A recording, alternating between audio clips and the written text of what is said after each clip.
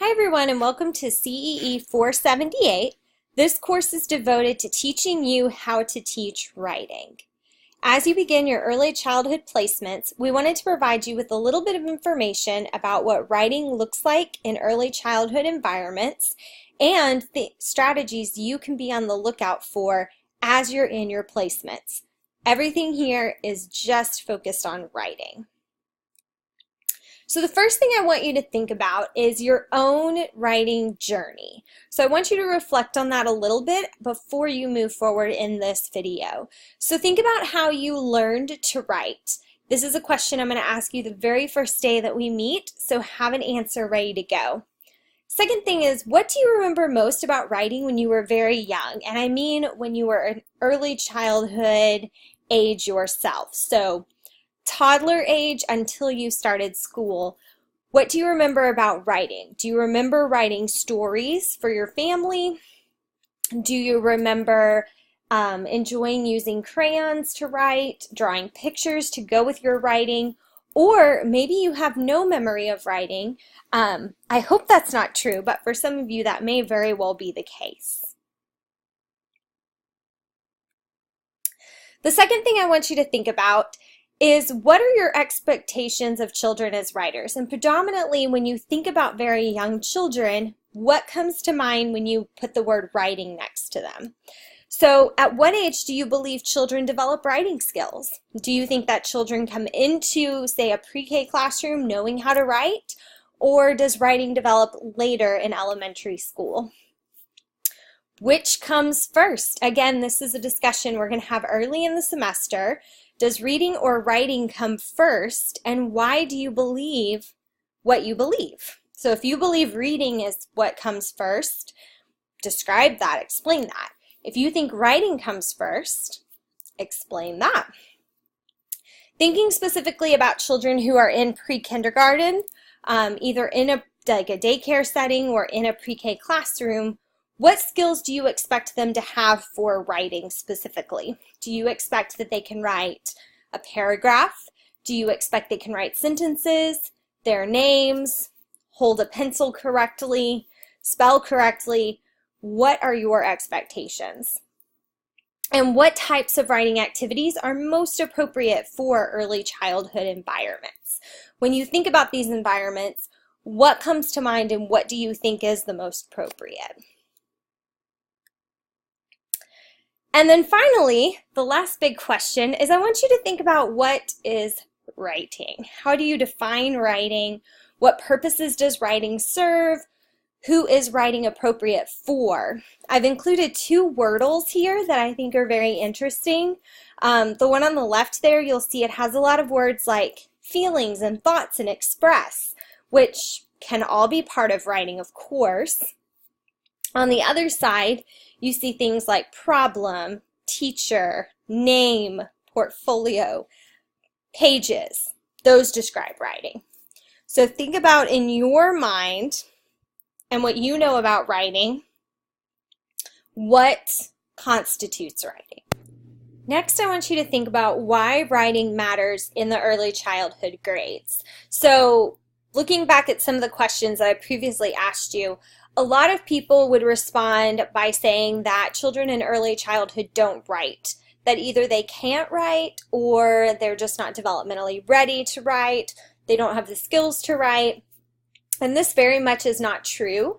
I want you to actually think about if you've ever been around, say, a 2-year-old, a 3-year-old, it's actually quite hard to get them to stop writing. They usually have a crayon in hand, a marker in hand, and they love to scribble on anything and everything in sight. And while we may look at this and go, that's not writing, it's not writing as far as words go, but it is the beginning of that process, and it's very important. So that actually is writing, and teachers can harness those skills early on to promote skilled writing later in school. So children develop these skills quite naturally. They learn to grip a pen or pencil when they're very, very young with very little instruction, and they begin to make these scribbles that begin that writing process. And this happens before they ever really start to read. So it's kind of interesting If you said that you thought writing came first, which you could kind of argue either way, but if you did say writing came first, there's a lot of background to that, that before we had anything to write, we didn't need to read. So writing would naturally come first. But some researchers have made an argument for the reading side as well. So if you said that and you can validate it, that's okay too. Children actually also begin writing before formal school. Very few children actually come to, say, a pre-K environment or kindergarten environment having never held a pencil or writing utensil or stick, for that matter, and drawn in the dirt. That is the beginning stages of writing, so they do get this before they come to school. To harness and develop these skills, students do need direct instruction, and on 3 skills in particular: composing, spelling, and forming letters. Those are kind of the 3 pieces that make up later writing that children need to understand when they're in those early childhood grades and early childhood environments. So what I want you to think about is that what constitutes writing is a perception. So if we perceive that scribbles in the dirt or scribbling on a piece of paper with a marker is not writing, then you would say children don't learn how to write till they're much older. If you believe writing is only, say, writing complete sentences with proper punctuation, it's quite a long time before we develop those skills. So if you believe instead that those scribbles are early writing, then it makes sense that you would want to promote writing even more. The other thing that's very interesting about this is that young children are enthusiastic about writing. They can't wait to write. They can't wait to tell you the story that they wrote, even if you can't understand what it says. And that's important too, because we know somewhere along the way, by the time students get into, say, middle school especially, they don't like to write very much. Even late elementary, those feelings are starting to emerge. So we want to harness that enthusiasm and keep it as long as we can.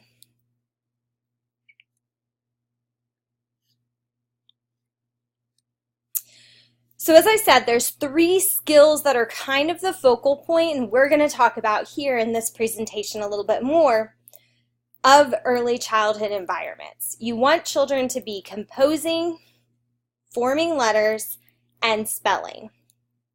So those are the 3 things that we're going to talk about. So composing is students actually getting in there, writing as much as they can, writing what they can.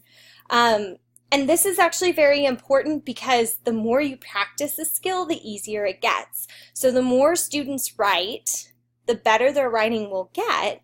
But in addition to that, it gives them an opportunity to think and reflect. And even if you read their writing and you can't really understand what they're saying, if you ask them and let them share it, they can tell you what they're writing.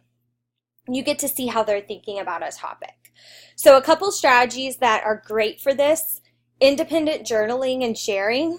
I recommend having journals for students, allowing them to write in those journals and then share it. Because like I said, maybe someone else can't read what they wrote, but the student knows what they wrote.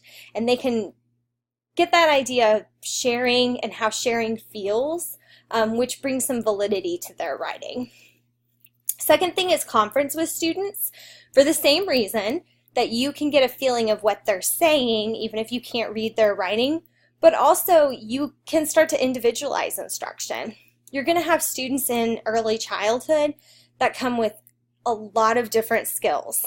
Some kids that are just learning the basics, some kids have never been in a school environment or a formal environment and they're getting used to that, all the way up to kids that can write their names and sentences. So when you conference, you can see those individual skills and you can also target them individually. So you can take the student who's already writing sentences and have them work on skills appropriate for their needs, and do the same with students who are not quite as far along. Another thing I like to do is bring students in.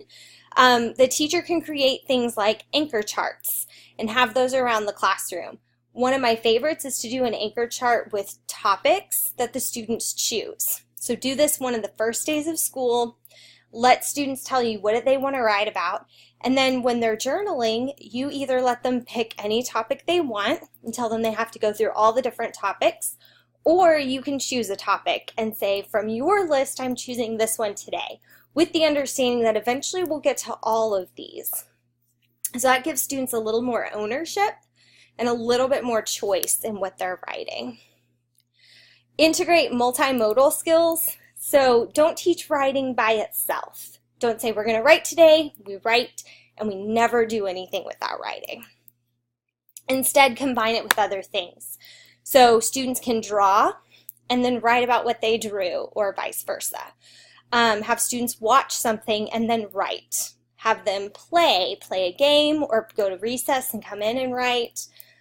It's associated with that activity that they're doing quite often. And of course, integrate reading and writing. So as you're reading stories to students or having them read independently, bring writing into that in some way. That way students see that writing is part of everything else. It's not something that I do just by itself. I integrate it with other activities. Another great strategy for getting them involved in the classroom is to have students write questions that they have. So they come up with a question, they write it down, and that goes on, say, a parking lot somewhere in the classroom. And throughout the day, the teacher goes over to the parking lot, gets the questions, and answers them. So then students start to get the idea that writing has a purpose. There's some reason that I write, and the reason that I write is because I have a thought I need to get out. And when I get that thought out, other people hear it and respond to it, which is what the teacher's showing here. And then allow the students opportunities to write about their experiences in and out of the classroom. So take time to actually teach how writing can be used to learn other content and learn what's going on in the classroom, but also allow for writing that is not related necessarily to academics. So then students also start to see that writing can be used for a variety of purposes. So 3 suggestions of some of my favorite strategies for writing that deal with composing. Number 1 is interactive journals. I use these with my students and absolutely loved it. An interactive journal is a journal students keep and use for everything. So they'll journal the day's activities in it. They'll journal their math work in the journal. They'll write their science lab results in the journal. They'll draw pictures. They'll do vocabulary work. Anything that can be done, we do it in the journal. They glue things in it. They tape things in it. Overall, it's just kind of their one place for everything. Again, why I like this is that it shows them that writing can be used for a variety of purposes, and writing has a place everywhere. The second thing I really like is integrating writing and reading through mentor text. You're going to hear me say this a lot throughout the semester. Mentor texts are an excellent way to get students engaged because they're written by professional writers. Most people who write books do it either for a living or do it because they're really good at it. They have a really good idea. Either way, they've been through editors. They are typically very good, especially if you select them intentionally for this purpose. So think about the books you're choosing and how you can have students integrate writing before, during, and after their reading. For example, if I read Last Stop on Market Street with my students, which is a great model and mentor text about accepting yourself, I can then have students respond to a prompt about ways they accept themselves for who they are. And that brings about a really great discussion, but it allows them to get that out through writing. And then the last one is choice. It is a really good idea to give students choice in their writing, both in format and topic and audience. So having some kind of choice board or a choice wheel is a great idea. And there's a lot of things you can do with this. You can say, look at the 9 choices and pick how you want to tell me what you've learned today and give them a prompt. Or you can go with a certain amount. You can say, I've chosen these 3, you choose from one of them. Giving them both limited and pretty open choice helps. And then occasionally, if you're like, I really need to figure out how they write letters, have them write a letter. So it gives you a lot of options as well. Okay, second is letter formation.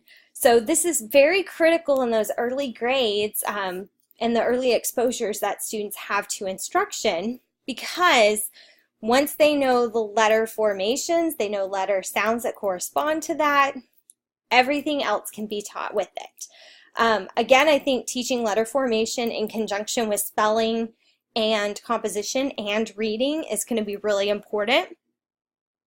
But one way is to provide multisensory approaches. So having students write like in the sand so they can feel how letters move and how letters are formed. Having students use their bodies to create letters is another great way, because they start to see like the lines of letters based on their body, and that will help them form them.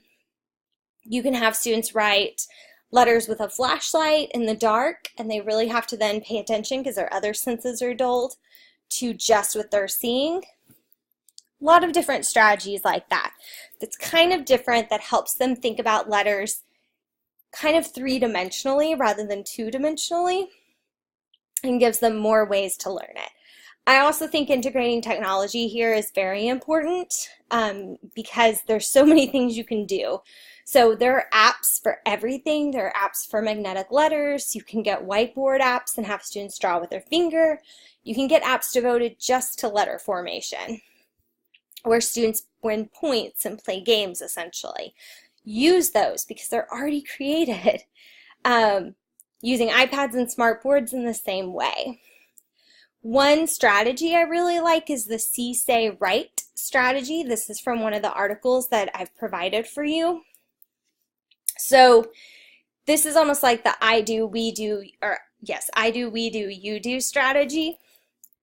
Students see the letter, they say the letter, then they write the letter. So they start to associate all those different pieces. Here's what the letter looks like, here's what the letter sounds like, and here's how I write the letter. Obviously modeling. Model as much as you can and have students follow your lead. Also have students model and let students follow them as well. And pick different students for the modeling. So it's important to give them each a choice and to give them each an option to be the model, because students will learn from each other that way.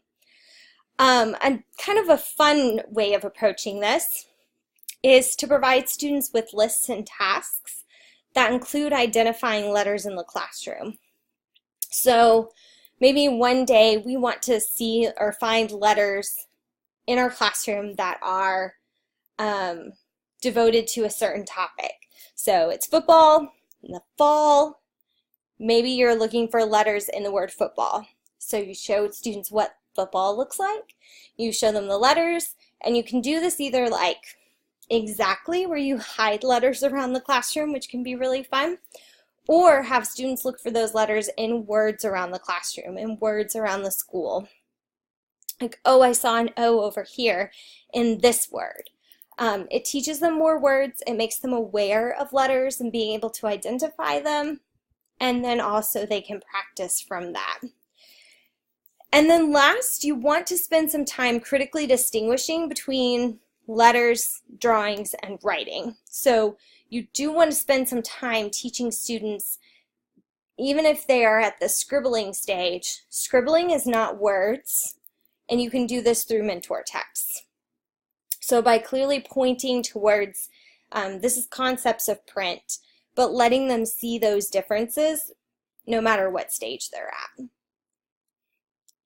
Okay, so 3 suggestions here.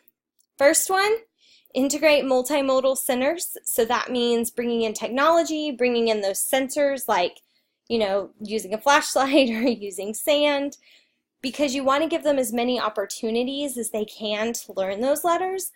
And it may be just the right fit, the right sense is associated with it, and all of a sudden they get it. So make sure you're kind of looking at all 5 senses and picking tasks that align to that. Second is allow students some opportunities to sign in. They become really aware of their name that way. So you give them a list, it has everyone's name. When they get to a center, they sign in. So they start, depending on what level they're at, they can start by just putting a check. So they're just associating, this is my name, I get it. As they learn that, they can start writing some of the letters. So next to their name, they'll write the letters they know as they go. Then they progress to writing their full name. And then they can progress to writing something about themselves, a word that they associate with themselves, like kind or smart or fun, whatever they think describes them. And that just can be a progression throughout the year. And it also is a nice way for you to see how they progress. And then one of the other ones I think is real fun that can be integrated with composition. Have students create lists of words that start or end or include similar sounds. So this is kind of bringing in some of that phonetics work now, but they're doing the letter formation as they create their lists, and then later they can use those lists to create, say, a story, which would be part of the composition. Okay, last thing, spelling. So first is encourage your students to come up with phonetic and invented spellings for words they don't know. Practicing these will help them become used to sounds and how sounds fit together, and will let them learn rules associated with it. It also teaches them to try. So as students get older, a lot of times if a student can't figure out the spelling of a word, and I know that we all know this too, if we're on Word and we type in a word and it doesn't autocorrect, most people's instinct is to go back and change the word. But if students get to the feeling of invented spellings are okay, I can go find the answer later, they'll use the word and they'll try to use more sophisticated words that way. Second, teach phonemic awareness and writing together. So don't teach phonemic awareness in isolation. Teach students those letter sounds as they're learning to write the letters, as they're learning to spell, because combining all of that together will help them actually learn it. Third, review students' journal writing to determine which spelling skills they need. So you want to look back at their journaling and you want to be able to say, I see in their journaling a pattern of problem. And that's typically what you will see. You will see that they always misspell words with IE. Or maybe they always put SH for the sh sound, even if it's not what it's supposed to be. So when you do that, you can then develop word study lessons and centers for students to be able to master those skills. I really advocate for word study because it teaches students rules behind language rather than just spelling rules. They learn patterns and they begin to see why those patterns exist in our language. You can also individualize spelling instruction here. Universal spelling instruction doesn't work very well because every student needs something different. So going through their journals and being able to individualize it is really the way to go. And make students really aware of spelling as you read text and as they. So if you see that they're constantly making some common error in their writing, pick a mentor text with lots of words that show them the way that pattern should go. And then they'll begin to pick up on it as you read them the book and you point it out to them. Okay, so 3 suggestions for spelling. Number 1, teach spelling through word study. So word study builds on these 3 ideas. Students learn sounds, students learn patterns, then they learn meaning.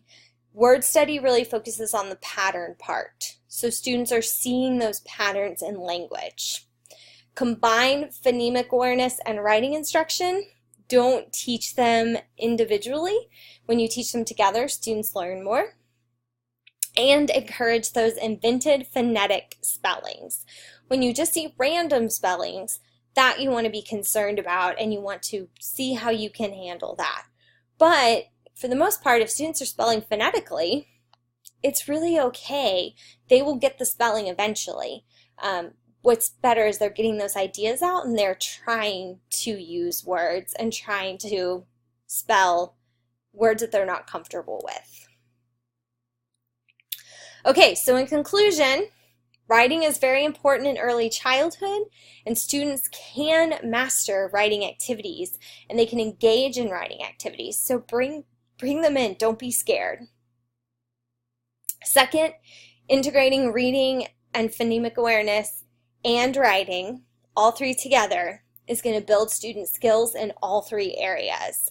If you only focus on one at a time, they make slower growth. And use mentor texts. Carefully select the mentor texts, use them for a purpose, and let students know what that purpose is. It's okay. All right, I hope you guys have fun in your early childhood placements. I look forward to talking to you about it once we meet in person. Be on the lookout for these different strategies and see what you see in your placements.